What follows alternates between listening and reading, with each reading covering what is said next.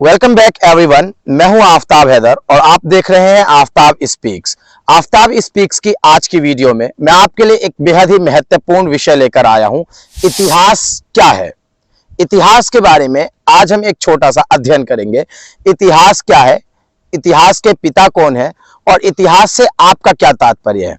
क्या आज जो हमें इतिहास पढ़ाया जाता है वो एक प्रासंगिक और रुचिपूर्ण ढंग से पढ़ाया जाता है, या आज इतिहास पढ़ना किसी वर्कशॉप यूनिवर्सिटी से ज्ञान प्राप्त करने के बराबर रह गया है? आइए शुरू करते हैं आज का विषय। इतिहास के पिता हेरोडोटस को कहा जाता है। हेरोडोटस को इतिहास का पिता इसलिए कहा जाता है क्योंकि उन्होंने सर्वप्रथम इतिहास विषय पर अध्ययन शुरू किया। जब कभी हम इतिहास की बात करते हैं तो आप सब हर पुरानी चीज को इतिहास कह देते हैं, परंतु हर पुरानी चीज इतिहास नहीं हो सकती। किसी भी चीज को यदि बीते हुए 50 वर्ष से अधिक हो जाए या 50 वर्ष पूरे हो जाए, 50 वर्ष बीत जाने के बाद कोई चीज, कोई महत्वपूर्ण घटना या कोई तिथि इतिहास बन जाती है। ये इतिहास का मानक है और पुरातत्वविद यानी कि आर्कियोलॉजिस्ट जो है, हिस्टोरियंस जो है, वो इसी आधार पर किसी महत्वपूर्ण घटना या किसी विषय को इतिहास मानते हैं।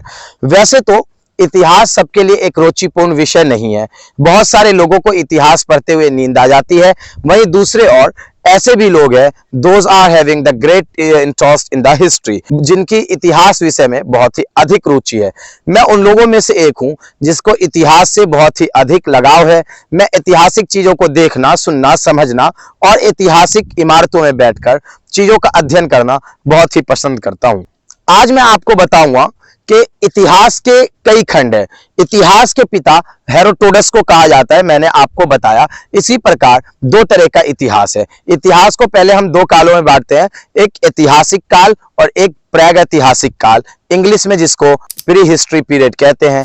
प्री हिस्ट्री या प्रागैतिहासिक काल उस समय को कहा जाता है जब मानवों का अस्तित्व तो था, परंतु उनके बारे में हमें कोई लिखित दस्तावेज या अभिलेख प्राप्त नहीं होते। यानी कि यह वो समय था जब लेखन कला की शुरुआत नहीं हुई थी या लेखन का आविष्कार नहीं हुआ था। लेखन कला की शुरुआत के बाद का जो इतिहास है उसको हम लिखित इतिहास के नाम से जानते हैं, जिसके बारे में हमें कुछ जानकारियां लिखित दस्तावेजों से, आदि मानव के चित्रों से या गुफा में उनके उकेरे गए भित्ति चित्र और अन्य विभिन्न प्रकार की लिपियों से प्राप्त होते हैं। कुछ ऐसी लिपियां भी हैं जिन्हें पढ़ा नहीं जा सका और कुछ का अर्थ अब तक निकाला जा चुका है। इस प्रकार की एक हड़प्पाई लिपि है। हड़प्पा सभ्यता की जो लिपि थी उस लिपि को आज तक पढ़ा नहीं जा सका है और इसलिए इसे एक रहस्यमयी लिपि यानी कि इनिग्मेटिक स्क्रिप्ट के नाम से जानते हैं। वैसे इतिहास में लेखन कला की शुरुआत का श्रेय मेसोपोटामिया की सभ्यता को दिया जाता है। आधुनिक काल में मेसोपोटामिया का क्षेत्र अगर आप ढूंढना चाहते हैं तो वर्तमान इराक गणराज्य का जो क्षेत्र है वही उस दौर में आज से 7000 वर्ष पूर्व मेसोपोटामिया का स्थान हुआ करता था। अब लौट आते हैं इतिहास की और करीब से देखते हैं। अब इतिहास को पढ़ने के लिए और 3 शाखाओं में बांट दिया गया है। जो लिखित इतिहास का काल है उसकी 3 शाखाएं हैं। प्राचीन इतिहास, उसके बाद मध्यकालीन इतिहास और उसके बाद है आधुनिक इतिहास।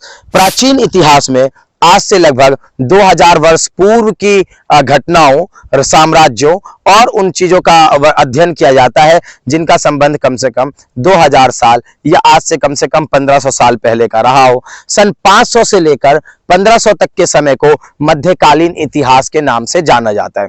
500 ईस्वी से लेकर, मैं दोबारा बताता हूं, 500 ईस्वी से लेकर 1500 ईस्वी तक के यानी 500 ACE से लेकर 1500 ACE तक का जो टाइम है उस समय को मध्यकाल के नाम से जानते हैं। मध्यकाल के भी 3 काल है। मध्यकाल में जो 500 से लेकर 700 तक का समय, 800 900 तक का समय है, उसको शुरुआती मध्यकाल के नाम से जानते हैं।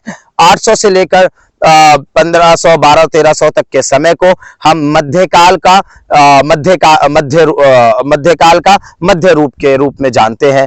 उसके बाद जो 1500 से बाद का समय है उसको हम आधुनिक मध्यकाल कहते हैं। और सन 1700 के बाद का इतिहास यानी 1700 से लेकर आज तक का जो इतिहास है, सन 1700 से 19वीं सदी 1950 1960 तक के इतिहास को हम आधुनिक इतिहास के नाम से जानते हैं। जब कभी आप इतिहास का अध्ययन करते हैं तो अमूमन आप 3 तरह के इतिहास का अध्ययन करते हैं, जिसमें एक प्राचीन हिस्ट्री, प्राचीन इतिहास यानी एंशिएंट हिस्ट्री, और उसके बाद मध्यकालीन मेडिवल हिस्ट्री, और मॉडर्न हिस्ट्री यानी आधुनिक इतिहास का अध्ययन करते हैं। इतिहास एक बेहद ही संजीदा विषय है और इसको पढ़ने और इसको समझने के लिए गहन अध्ययन व रुचि की आवश्यकता है।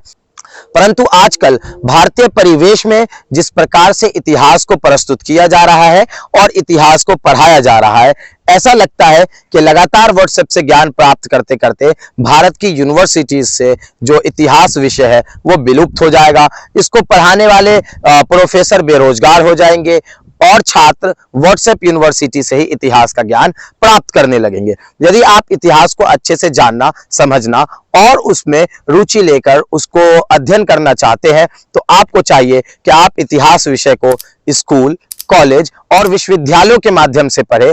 अपने किसी प्रोफेसर को चुनिए जो आपकी सहायता करे, आपका मार्गदर्शन और आपको एक गाइडेंस प्रदान करे, जिसके अंतर्गत आप इतिहास विषय को समझ सकते हैं। इस समय आज वैसे तो मेरा कोई ऐसा नहीं है कि मैं ब्लॉग शूट करने आ गया हूं, परंतु आज इतवार का दिन है और मैं आज दिल्ली के चाणक्यपुरी इलाके में स्थित एक मालचा महल, तुगलक कालीन शिकारगाह, ये आज से 700 साल पहले 14वीं सदी में एक गांव हुआ करता था। ये गांव बसा करता और इसके आसपास घने जंगल होते थे, जिसको अब रिज, दिल्ली रिज के नाम से जाना जाता है। आप मेरे इर्द गिर्द देख सकते हैं कि ये दिल्ली, देख सकते हैं कि दिल्ली रिज का इलाका है जो कि घने जंगलों के बीच, घने जंगलों से भरा हुआ है। इन्हीं जंगलों के बीच एक इमारत है जिसको मालचा महल के नाम से जानते हैं। ऐसा माना जाता है कि इस महल का निर्माण तुगलक वंश के दूसरे शासक मोहम्मद बिन तुगलक ने करवाया था, जिनका असली नाम उलूग खां या जूना खां था। मोहम्मद बिन तुगलक ने इस महल का निर्माण एक शिकारगाह के तौर पे करवाया था। दिल्ली के विभिन्न इलाकों में तुगलक कालीन शिकारगाह देखी जा सकती है। जब तुगलक सुल्तान शिकार के लिए निकलते थे तो विभिन्न इलाकों में आराम के लिए थोड़ी देर रुकते थे या पड़ाव डालते थे। उन इलाकों को उर्दू में शिकारगाह कहा जाता है। उन शिकारगाहों में से एक शिकारगाह चाणक्यपुरी इलाके में स्थित है। इसे मालचा महल के नाम से जानते हैं। अभी मैं उसकी छत पे खड़ा होकर यह वीडियो शूट कर रहा हूं। ऐतिहासिक चीजों को जानने के लिए एक जरूरी है कि आप इतिहास के निकट पहुंचे और तब उसका अपनी आंखों से दीदार करके अध्ययन करें, जो अध्ययन का सर्वोत्तम साधन हो सकता है और यही सबसे बेस्ट तरीका है।